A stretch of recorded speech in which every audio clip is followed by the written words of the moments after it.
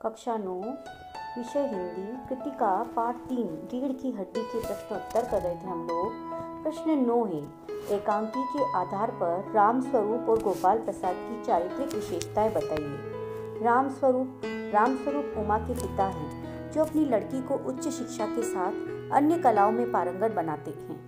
वे अपनी बेटी के भविष्य को उज्जवल बनाने के लिए जागरूक हैं, परंतु विवाह के दबाव और सामाजिक प्रथाओं के चलते लड़के वालों से उमा की उच्च शिक्षा की बात छुपाते हैं। यहाँ रामस्वरूप का चरित्र एक लाचार पिता के रूप में प्रकट होता है।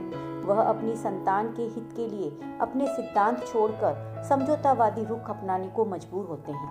दूसरा, गोपाल प्रसाद समाज की पुरानी महत्वहीन मान्यताओं के प्रतिनिधि हैं।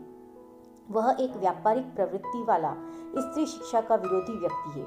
वह शिक्षा को मात्र लड़कों का अधिकार मानते हैं। उन्हें अपने पुत्र के विवाह के लिए कम पढ़ी लिखी लड़की चाहिए जो सुंदर तो हो ही, साथ में सिलाई बुनाई, संगीत, पाक कला आदि में भी निपुण हो, लेकिन किसी विषय पर अपनी राय ना दे। वह अपने पुत्र के सभी निर्णय स्वयं लेते हैं और अपने ही जमाने को श्रेष्ठ मानते हैं। प्रश्न 10, इस एकांकी का क्या उद्देश्य है, लिखिए। उत्तर, रीढ़ की हड्डी एक व्यंग्य प्रधान सामाजिक एकांकी है। इस एकांकी के माध्यम से लेखक ने दहेज प्रथा जैसी सामाजिक कुरीतियों व रूढ़िवादी मानसिकता पर प्रहार, स्त्री शिक्षा का महत्व तथा शिक्षा से उत्पन्न साहस और आत्मविश्वास की ओर पाठकों का ध्यान आकर्षित किया है। इस एकांकी में लड़की के विवाह में आने वाली कठिनाइयों को उठाया गया है कि किस प्रकार लड़की के पिता को कदम कदम पर झूठ बोलने के लिए विवश होना पड़ता है। यह एकांकी उमा के स्वतंत्र व्यक्तित्व का विकास करती है तथा लड़कियों को मात्र फर्नीचर, भेड़ बकरियां समझने वाले दोहरे व्यक्तित्व के लोगों का असली चेहरा सामने लाकर उन्हें चरित्रहीन व अस्तित्वहीन बताती है।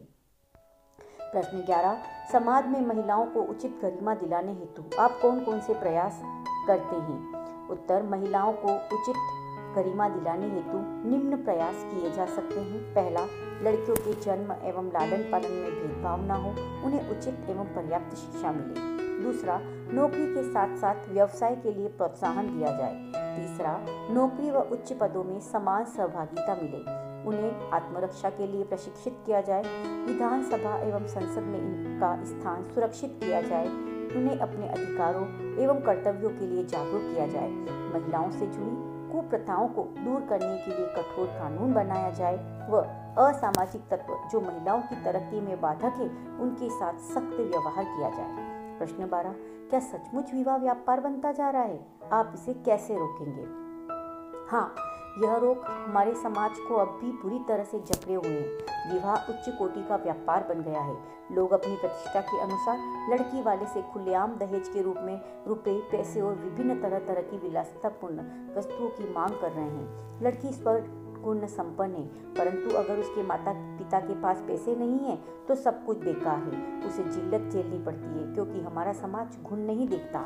आज विवाह का पैमाना है सौंदर्य, हैसियत तथा लेन देन की शक्ति।